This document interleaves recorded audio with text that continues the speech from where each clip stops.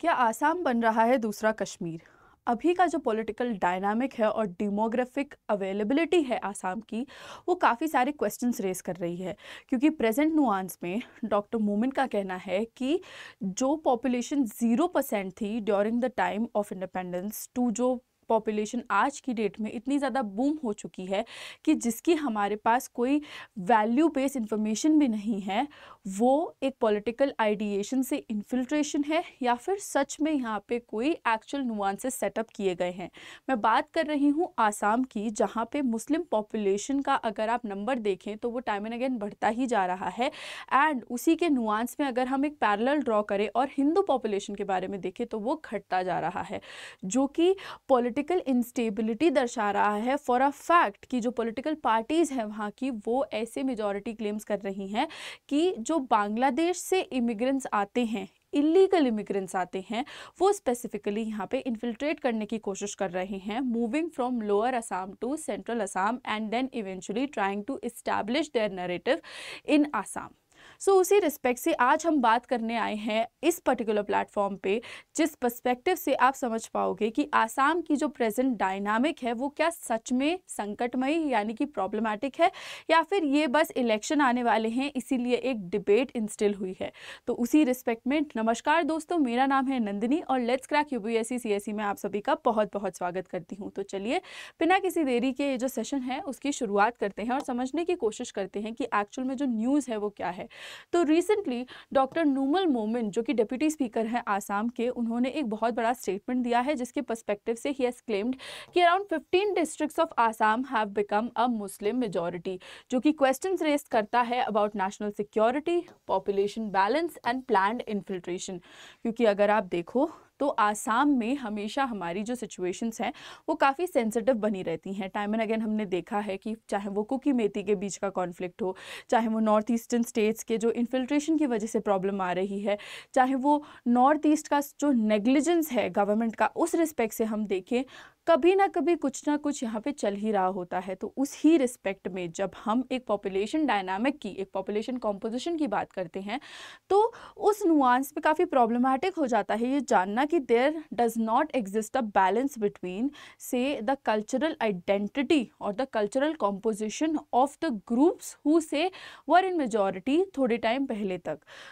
Of course number जो है वो ऊपर नीचे होता रहता है, but 15 districts is a big number जिस पे एक्चुअल में हमको कंसर्न होना चाहिए, जिसकी रिस्पेक्ट में हम एक अंडरस्टैंडिंग बिठा पाएँ कि अगर हिंदू पॉपुलेशन कम हो रही है तो वो क्यों हो रही है, एंड मुस्लिम पॉपुलेशन अगर बढ़ रही है तो क्यों बढ़ रही है, because we pertain to perceive it as a problem here in due to the narratives of the political parties. क्यों? क्योंकि वो आकर के सीधे सीधे बोल रहे हैं कि यहाँ पे जो भी मुस्लिम्स आ रहे हैं दे आर प्रिसाइजली इन्फिल्ट्रेटर्स, जो कि आसाम की जो डायनामिक है, जो शांति है, पीस है, वो डिसरप्ट करने आए हैं।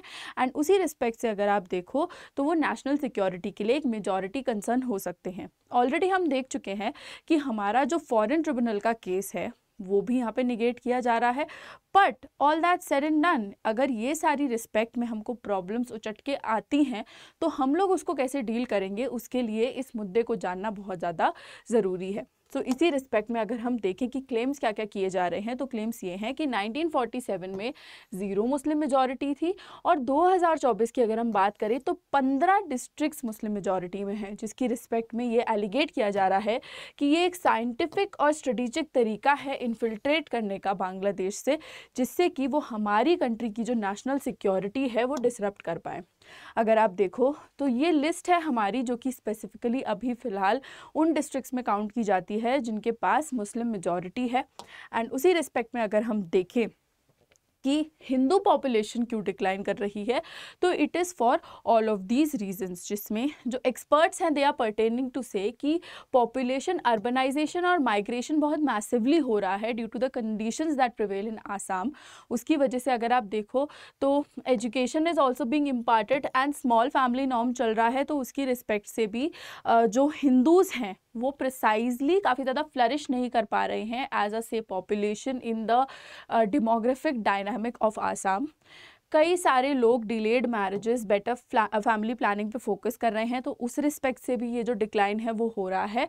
और ये स्पेसिफिक जो पॉइंटर्स हैं वो हमको एक्सपर्ट से मिलते हैं। वाइल डॉक्टर मोमिन का कहना है यहाँ पे कि भाई इलीगल इन्फिल्ट्रेशन जो है वो प्लान सेटलमेंट कर करके एक तरीके से जो हिंदू पॉपुलेशन है उसको बिल्कुल ही आसाम से निकालने का प्लान कर रहा है।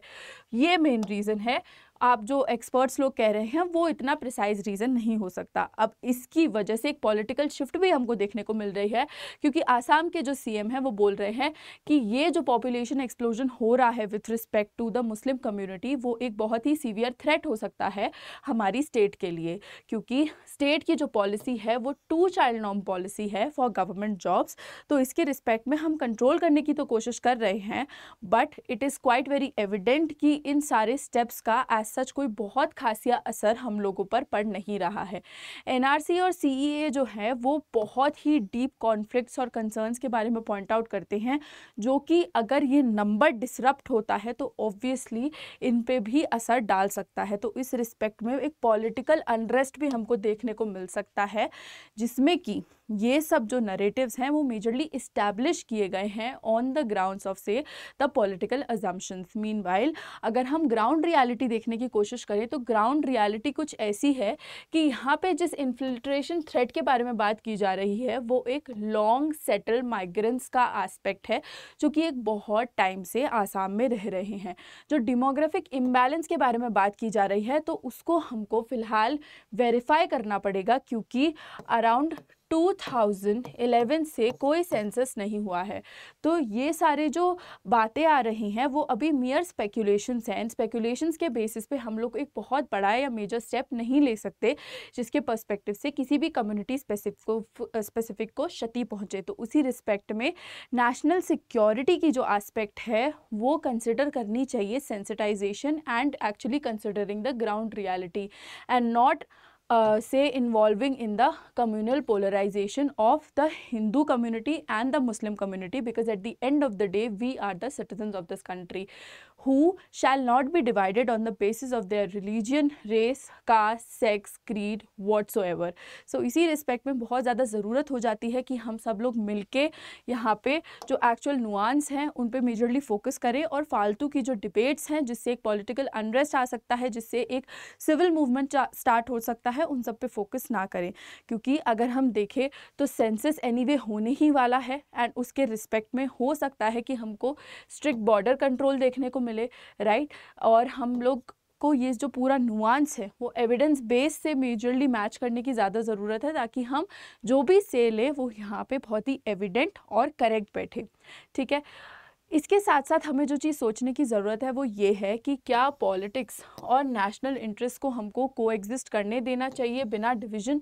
तो इस सब से आपका जो है वो एक ओपिनियन बिल्ड होगा, एंड आपका इस पर्टिकुलर नुआंस पे जो भी ओपिनियन है मुझे बताइएगा ज़रूर, क्योंकि कमेंट सेक्शन जो है वो आपका स्पेस है। अगर आप किसी भी बात से इत्तेफाक रखते हैं तो please feel free to write it up, and उसी रिस्पेक्ट में अब जो भी होगा इस पर्टिकुलर नुआंस में update, of course we are going to keep you posted, because we believe that knowing about the country is the number 1 thing that every civil servant aspirant should do. So उसी respect में मैं आप सभी के लिए एक announcement लेके आई हूँ कि अगर आपको अपनी सिविल सर्विसेज की जो तैयारियां हैं वो स्टार्ट करनी है तो 17,999 का ऑफ़र हमारा एक्टिव है, 19 जुलाई तक रहेगा। तो फटाफट से आप हमारे साथ साइन अप करिए, यूज़ कीजिए कोड NST लाइव, जिससे आपको मैक्सिमम जो हमारा डिस्काउंट है वो अवेल हो। हमारा बैच मेजरली ये लाइव होने वाला है, बाइलिंगुअल वाला, हिंदी और इंग्लिश के ऑलरेडी चल रहे हैं। सो उसी रिस्पेक्ट में आप हमारे साथ जुड़ सकते हैं। एंड याद रखिएगा कि अगर आप कोई भी परचेस करते हैं हमारे प्लेटफॉर्म पे तो आप यूज़ करें कोड NST लाइव, जिसके वाया आपको मैक्सिमम डिस्काउंट्स जो है वो अवेल हो पाए। अगर आप लोगों को मेरे साथ जुड़ना हो तो मेरी टेलीग्राम कम्युनिटी है, आप उसके वाया मेरे साथ जुड़ सकते हैं, या फिर आप मुझे मेल भी लिख सकते हैं at tomar.nandini@unacademy.com। So yes, I really hope कि आपको ये जो पूरी वीडियो थी वो इन्फॉर्मेटिव लगी हो, and if that is the case, then please do not hesitate to like, share, comment and subscribe to our channel. Let's crack UPSC CSE. With this, for today, this is me Nandini signing off. Hope you like the session. Jai Hind.